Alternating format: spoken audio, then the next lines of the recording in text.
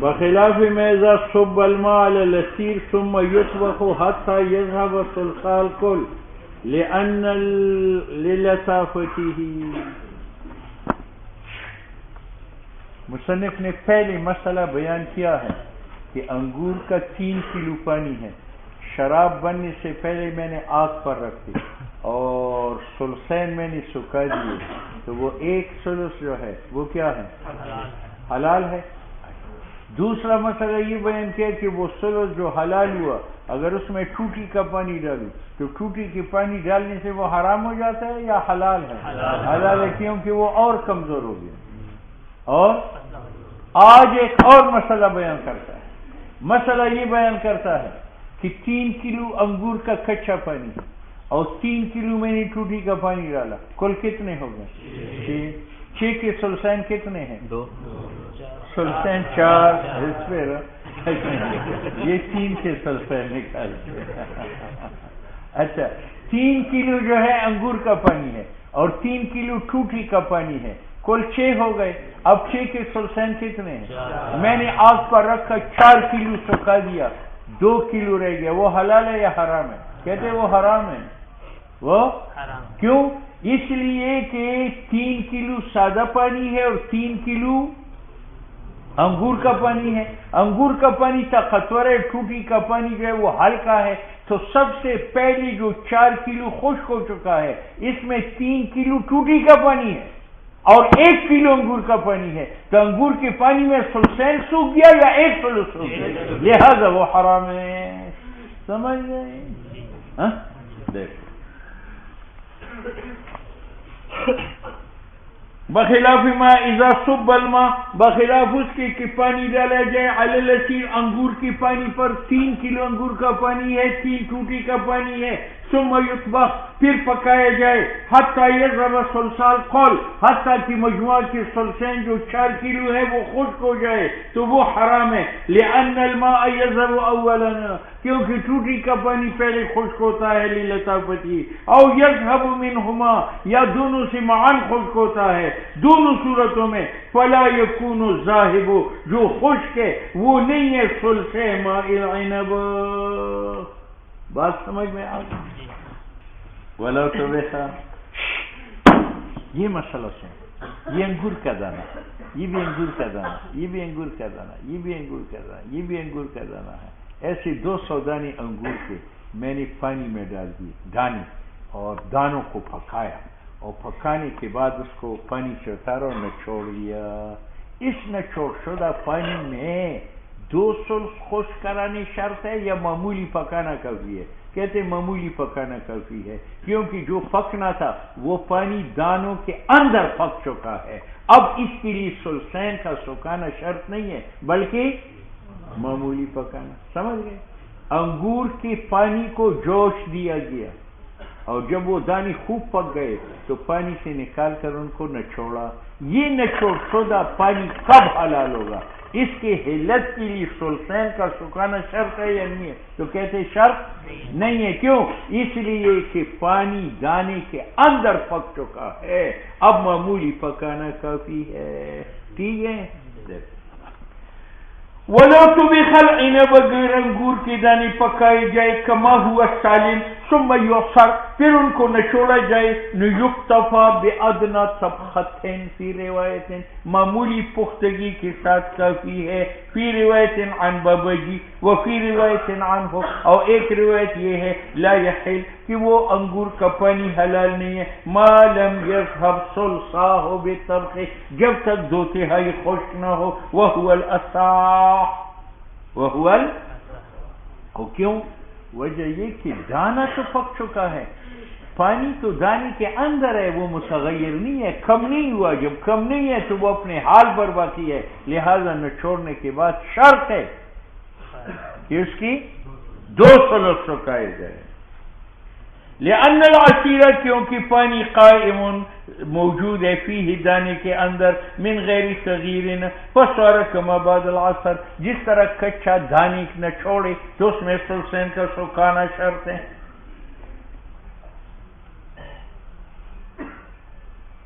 سنو بھائی، میں نے انگور بھی نہ چھوڑا اور کھجور بھی نہ چھوڑا، دونوں کا پانی اب پکاتا ہوں. تو انگور میں تو سلسین شرط ہے اور کھجور کے پانی میں سلسین پکانا شرط نہیں ہے. اب کیا کرے؟ کہتے سلسین پکاؤ، سلسین. ولو جمع فی الطبخ، اگر جمع کیا جائے پکاتے وقت عنب و تمر کا پانی یا تمر و زبیب کا پانی، نو لا یحل، حلال نہیں ہے، حتی یذهب الثلثا، حتی کہ 2 ثلث سوکھ جائے. کیوں؟ تمر میں اگرچہ سلسین کا سکھانا شرط نہیں ہے لیکن ساتھ کون ملا ہوا ہے؟ انگور، اور انگور میں سلسین شرط ہے، لہذا ماء تمر میں بھی شرط ہے.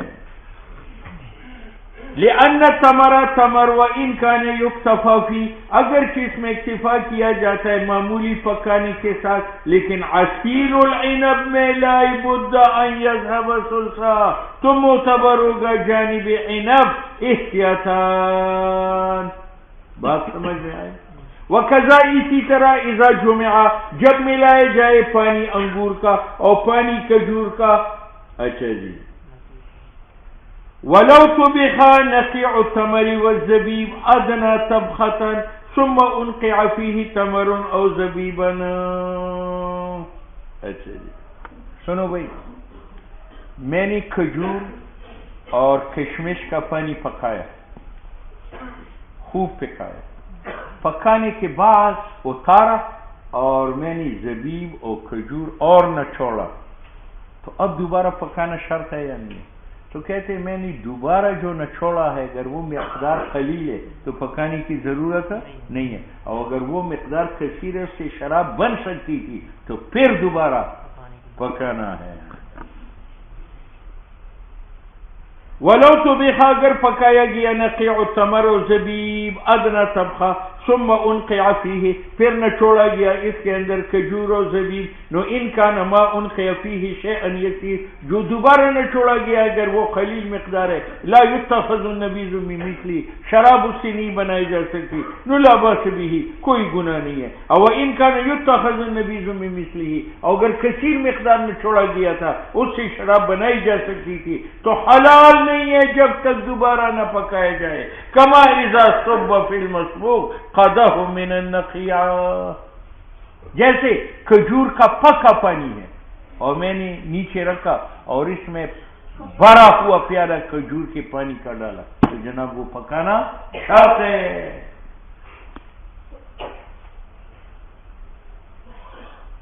کمائزہ صبح، جیسے ڈالا جائے فی المطبوخ، کھجور کے پکے پانی میں. کون ڈالا جائے؟ قدح عن النقی، بڑا پیالہ کھجور کے پانی کا، تو دوبارہ پکانا پڑتا ہے. اول معنی علت تغلیب جہت الحرمات، کہ جہت حرمت غالب ہے لہذا دوبارہ پکاؤ. ولا حد فی شربی، لیکن اگر پیر وغیرہ یہ پی لے تو اس کو حد نہیں لگے گا، کیونکہ ہم اس کو حرام کہتے احتیاط کی وجہ سے، اور احتیاط حدود کے اندر فی درجی ہی ساقط ہے. ولو طبخ الخمر،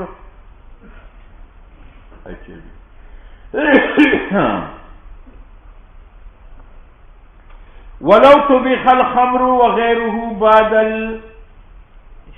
اشتداد، اور اگر شراب پکایا جائے یا نقیع تمر گاڑھا ہونے کے بعد اور پکایا گیا یہاں تک کہ 2 سال خشک ہو جائے، نو لم یحد، اب اگر اس کو کوئی پیے تو حد نہ لگاؤ، کیونکہ حرمت قد تقررت، نہ لم یحل، وہ حلال نہیں ہے. انگور کا پانی ہے، اشتد وغل وقذف بالجوار، خمر بن گیا. خمر بننے کے بعد وہ 3 کلو تھا، میں نے 2 کلو سکھا دیا، 1 کلو رہ گیا، وہ حلال نہیں ہے. کیوں؟ اس لیے کہ پکانا مانی من الحرمت ہے، کہ ابھی حرمت باقی نہیں ہے تو 2 سلو سکھاؤ حلال ہو جائے گا، لیکن حرمت بیٹھنے کے بعد پکانا رافع للحرمت نہیں ہے، اس میں حرمت بیٹھ چکی ہے، بیٹھی ہوئی حرمت کو پکانا اٹھا. ہاں. ولو طبخ الخمر، اگر پکایا گیا خمر وغیر نقیع تمر بعد الاشتداد، خمر بننے کے بعد حتی یذهب الثلثا، اور پکایا ثلثین ختم کیا، نو لم یحل، حلال نہیں ہے، کیونکہ حرمت قد تقررت، بیٹھ چکی ہے. فلا ترتفع بالطبخ، پکانے سے وہ مرتفع نہیں ہوتا. ابتدائی اسلام میں لوگ شراب بناتے تھے مٹکے میں، سبوس لمبا مٹکا ہوتا، اس میں کھجور کا پانی ڈالتے تھے، انگور کا پانی ڈالتے تھے، چونکہ وہ گہرا تھا، تازی ہوا نہیں پہنچتی تھی، جلدی انگور کا پانی شراب بنتی، اس کو کہتا تھا مٹکا سبوس۔ اور کبھی کبھی کدو کا گدا نکال کر وہ ایک سین سا رہتا تھا اور اس میں انگور کا پانی ڈالتا تھا، وہ بھی گہرا ہے، تازہ ہوا نہیں پہنچتا، تو اس میں بہت جلد شراب بن جاتی۔ تیسرا برتن مٹی کا ہوتا تھا، اس کے اوپر تالکھول لگاتے تھے تاکہ اس کی مسامات بند ہو، تازی ہوا نہ جائے، تو انگور کا پانی اس میں بہت جلد شراب بنتا تھا۔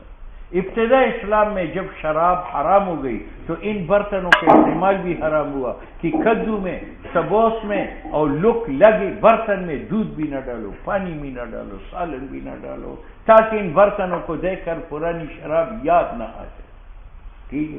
لیکن بعد میں جب لوگوں کے دلوں سے شراب کی محبت نکل گئی تو ان برتنوں کی اجازت ہو گئی کہ کدو میں دودھ ڈال سکتے ہو، سبوس میں دودھ ڈال سکتے ہو، لک لگے برتن میں چیزیں ڈال سکتے ہو، یہ معنی ہے اس قول کا۔ ولا باس، گناہ نہیں ہے بالانتباس اگر پانی ڈالا جائے، پھر دو بائی کدو میں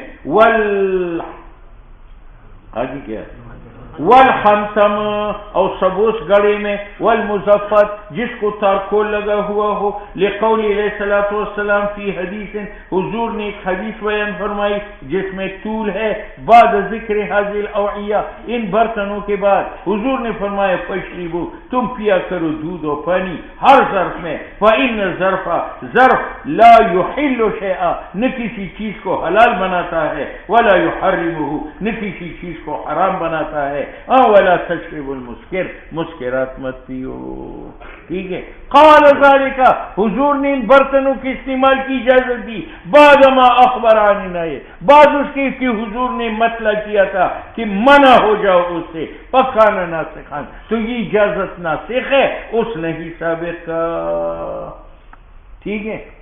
لیکن دیکھو پیر بگاڑا زمانے جاہلیت میں گڑے میں شراب ڈالتا، اب اس کے اندر شراب نہیں ڈالتا، دودھ ڈالتا ہے، تو کب ڈالے گا؟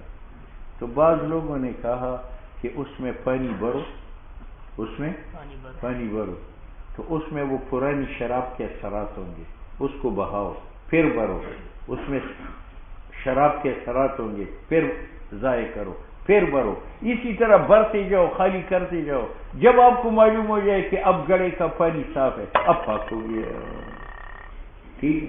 اور بعض نے کہا کہ اگر ابتدا میں اس نے شراب پرانی گڑے میں ڈالتے تھے تو پھر تو یہ طریقہ ہے کہ بار بار دھونے سے وہ پاک ہوگا، اور اگر نیا گڑا بازار سے لائے اور شراب ڈالا تھا تو اب یہ دھونے سے پاک نہیں ہوتا، کیونکہ نیا برتن چیز پی لیتا ہے، تو شراب اس کے اندر گھس چکی ہے، جب گھس چکی ہے اب وہ دھونے سے پاک۔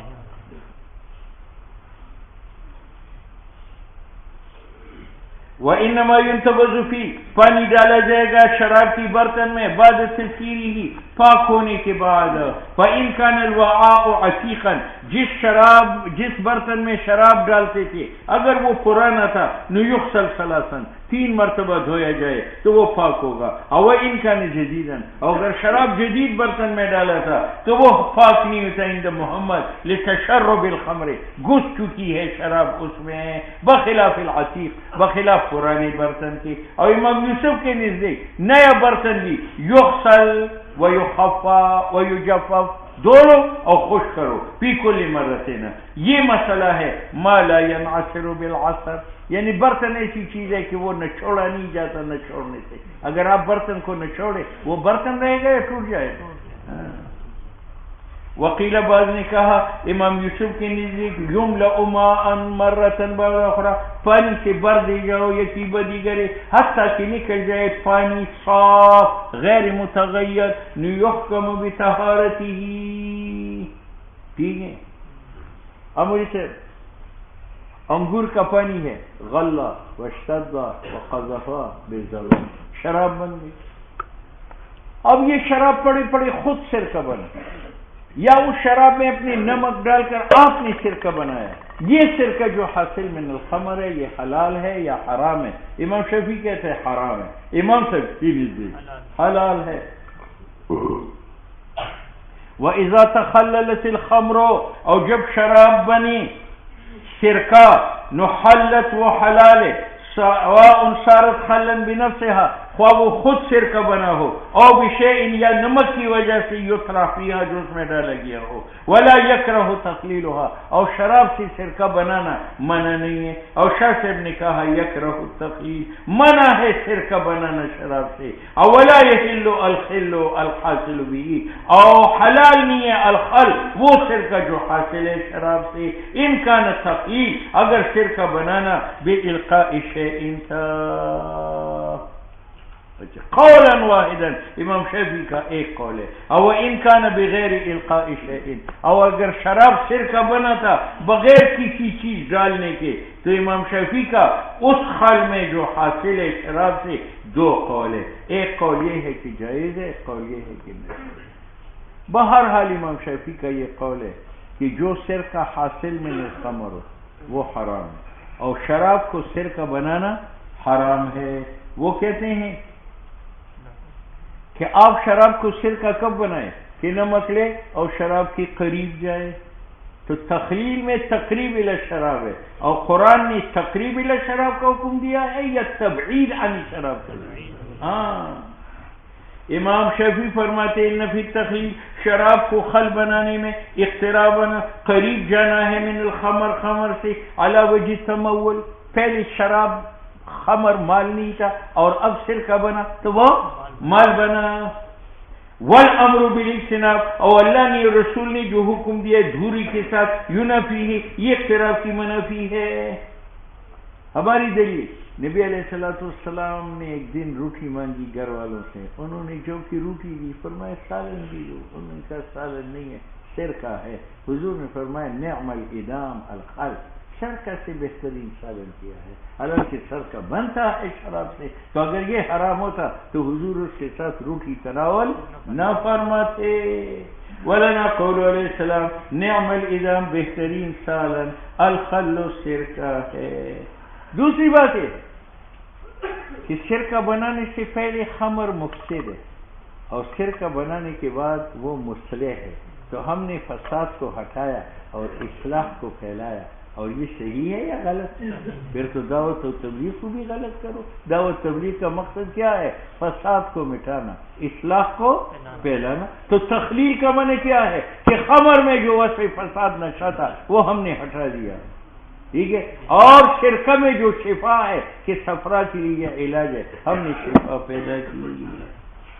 وَلِأَنَّ بِالتَّخْلِيلِ سرکہ بنانی سے زائل وصف مفسد جو سکر ہے، او وَيَثْبُتُ صفت الصلاة، او صفت الصلاة جو صفرا کے لیے علاج ہے، من حیث تسکین صفرا، خل سے تسکین صفرا کا ہے، وَكَسْرِ شہوت، اور پھر بگاڑا نے جو بیلچہ کاندھے پر رکھا تھا وہ نیچے ہو جاتا ہے، ٹھیک ہے۔ اور تغذی بھی ہی پہلے قابل تغذی نہیں ہے شراب، خل کے بعد قابل تغذی ہے، اور اسلام ہوا ہے۔ وَكَذَا الصَّالِحُ لِلْمَصَالِحِ، سرکہ بنانا صالح ہے بہت ضرورتوں کا، اعتباراً بالمتخلل بنفسی، جیسے شراب خود بخود سرکہ بنے، امام شافعی کہتے ہیں وہ سرکہ پاک ہے، تو اگر سرکہ بنایا جائے تو وہ سرکہ بھی پاک ہے۔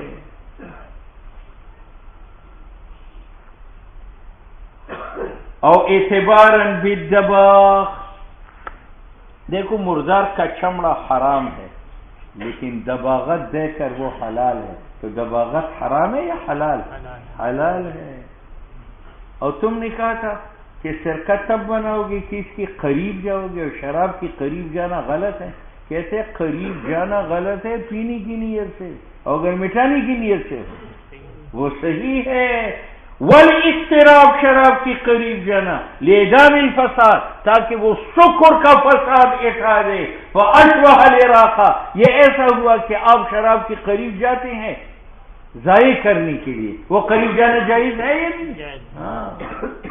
او تخلیل اولا او اراقت سے تخلیل اولا ہے، لما فیہ تخلیل میں احراز مال کی حفاظت ہے، یسیر حلالان فی ثانی کہ وہ شراب حلال بنتی ہے، فی ثانی وقت ثانی میں، وقت اول میں جو خمر تھا حرام تھا، وقت ثانی جو سرکہ ہے حلال ہے، فیختارہ تو تخلیل کو پسند کرے گا من وہ آدمی ابتلی بھی جو مبتلا بالخمر ہوا ہو. ٹھیک ہے، یہ بوتل ہے شراب سے یہاں تک بری ہوئی ہے، یہ پڑے پڑے سرکہ بنا، اور سرکہ تب بنتا ہے کہ شراب ذرا خشک ہو جائے، تو خشک ہونے کے بعد یہاں پر ہے، یہاں پر اب مولی صاحب اس انگلی کی نیچے پہلے شراب لگی تھی اور اب سرکہ لگا تو نیچے تو پاک ہو گیا، لیکن یہ اوپر پہلے شراب لگی تھی اور اب سرکہ وہاں نہیں لگا تو یہ پاک ہے یا نہیں؟ تو کہتے یار نیچے تو پاک اس لیے ہوا کہ پہلے شراب ٹچ تھی اور اب تو سرکہ نہیں دھو لیا، اور یہ اس لیے پاک ہے کہ جب آپ شراب نکالیں گے تو ایسے ہی کریں گے تو شراب وہاں سے گزر جائے گی، سرکہ گزر جائے گا، جب گزر جائے گا تو اوپر اجزاء شراب کے وہ پاک ہو جائیں گے. سنتے ہو یہ کیا ہے؟ بوتل جانتے ہو؟ تو نیچے جو ہے وہ شراب، لیکن اب وہ سرکہ بنا تو نیچے کیا ہے؟ پاک، اور اوپر شراب تھی اور اب سرکہ نہیں ہے لیکن وہ بھی پاک ہے. کب پاک ہوگا؟ جب سرکہ نکالے. ٹھیک ہے یا نہیں ہے؟ کیسے نکالنے سے پاک؟ شیر سنو،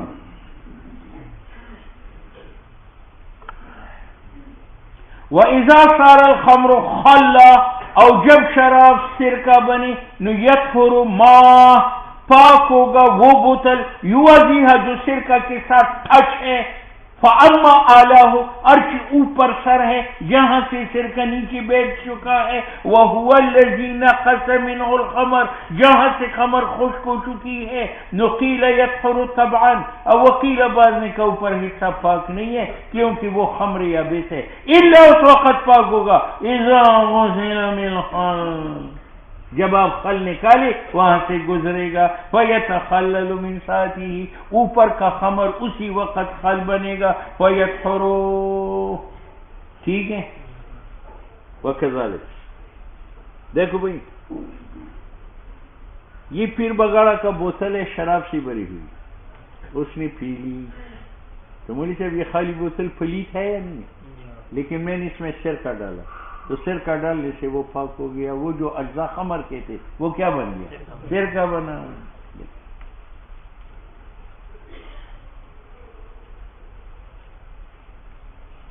وَكَذَا اِذَا صُبَّ نکالی گئی بوتل سے شراب، ثُمَّ مُلِئَ خَلًّا پھر بوتل بری گئی سرکہ سے، نُيَطْهُرُ فِي الْحَالِ عَلَى مَا قَالُوا. ٹھیک ہے، یہ پٹھان نوجوان جو ہے نا پینڈوں میں اٹھی پر دکاندار کے ساتھ بیٹھتے ہیں تو اس کے پاس تیل کا ٹین ہوتا ہے، اس میں تیل شیل نہیں ہوتا، اس کی بیچ میں میل کچیل ہوتا ہے، میل تو یہ ہاتھ ڈال کر سر کو لگاتا ہے.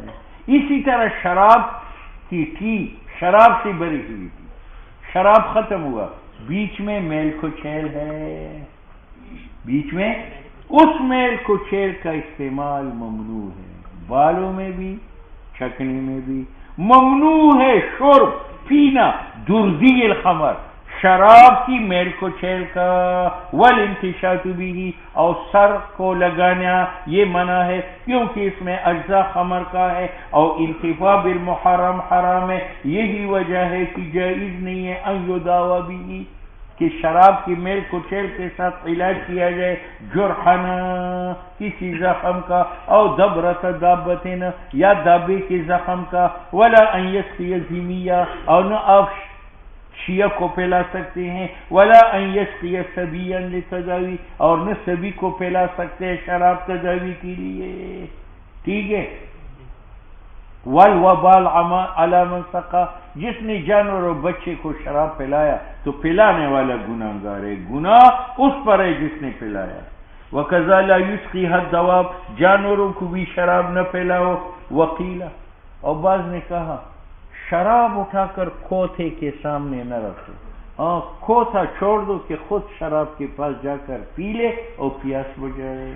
جیسے اپنے کتا پال رکھا ہے اور باہر سڑک پر مردار گدھا پڑا ہے تو گدھا اٹھا کر یہاں لانا منع ہے، اور کتا چھوڑ کر کے وہاں جائے کھائے، وہ کیا ہے؟ وہ جائز ہے. سمجھ گئے؟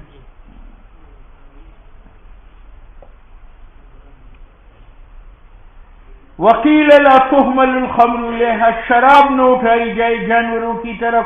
اما اذا قیدت الی الخمر، اگر باندھ لیا جائے خمر کے پاس، فلا باس بہ کما فی الکلب والمیتہ، مردار اٹھا کر کتے کے سامنے لانا منع ہے، لیکن کتا چھوڑ کر وہاں پہنچانا کہ جاؤ گدھا کھاؤ تو وہ کیا ہے؟ جائز.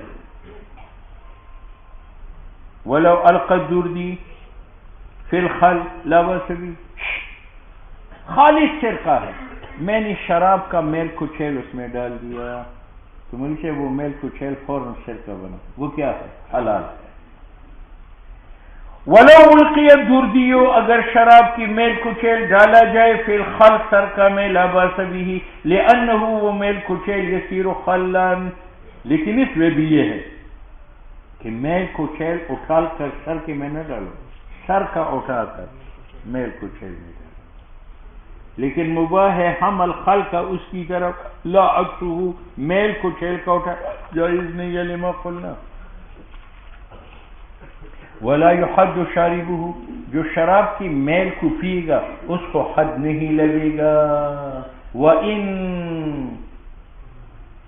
آگے بڑھ ان لم یسکر، اگر وہ مسکر نہ ہو. اور شاہ صاحب نے کہا یحد، کیونکہ اس نے پی لیا ایک جز خمر کا. اور ہم کہتے ہیں کہ قلیل میل وہ دائمی ہے کثیر کو، کیونکہ طبیعتوں میں من النبوۃ دوری ہے عنہ میل کچیل سے. وکان میل کچیل ناقص ہوا فاشبہ غیر الخمر من الاشربہ ولا حد فیہا، اور غیر خمر میں حد نہیں ہے جب تک سکر نہ ہو. دوسرا ہے کہ غالب اس میل میں السفل، وہ مٹی ہے، فصار کما اذا غلب علیہ الماء بالامتزاج، یہ ایسا ہے کہ شراب پر ٹوٹی کا پانی غالب آ جائے اختلاط میں. ویکرہ الاحتقان، اور مکروہ ہے احتقان. بالخمر ہے یا وہ بالخمر؟ بالخمر. اور مکروہ ہے علاج کرنا خمر کے ساتھ. وَإِقْتَارُهَا، یہ احتقان کی تفسیر ہے. اور ٹپکانا شراب کا مکروہ ہے. فی الاہلی اعضاء رئیسہ میں، بعض لوگ لاغر ہوتے ہیں، کمزور ہوتے ہیں، اس کا واحد علاج یہ ہے کہ شراب کو اپنے قبول میں ٹپکائے، اس سے موٹاپا ہوتا ہے. لأنه انتفاع بالمحرم، یہ انتفاع بالمحرم ہے. لیکن اگر کوئی شرمگاہ میں ٹھپکا دے شراب، نو لا یجب الحد، کیوں؟ لعدم شرب، اس نے پیا نہیں ہے. وہ سبب، اور سبب شرب حد کا. اب پیر بگاڑا نے گوشت میں شوربہ بنایا اور شوربہ میں ایک بوتل شراب کی بھی ڈالی اور پھر وہ شوربہ پی لیا، تو یہ تو حرام ہے لیکن حد نہیں لگے گا. ولو جعل الخمر فی مرقۃ، اگر شراب ملائی گئی شوربہ میں، نو لا توکل، وہ شوربہ نہ پیا جائے، لتنجسہا، شوربہ پلیت ہوا بہا، شراب سے. ولا حد، حد نہیں ہے. ما لم یسکر منہ، لأنہ اصابہ الطبخ، کیونکہ شراب کو پکنا نصیب ہوا شوربہ کے ضمن میں. دیکھو بھائی، آٹا لوگ پانی ڈال کر گوندتے ہیں، لیکن پیر بگاڑا نے شراب ڈال کر آٹا گوندا اور اس سے روٹی پکائی، تو یہ روٹی مکروہ ہے، حرام نہیں ہے کیونکہ آگ سے وہ شراب پک گئی، لیکن مکروہ ہے کیونکہ رطوبت موجود ہے روٹی میں. وَيَكْرَهُ أَكْلُ خُبْزٍ عُجِنَ عَجِينُهُ بِالْخَمَرِ، اور مکروہ ہے کھانا اس روٹی کا کہ گوندا گیا ہو اس کا آٹا خمر کے ساتھ. لِقِيَامِ أَجْزَاءِ الْخَمَرِ. فصل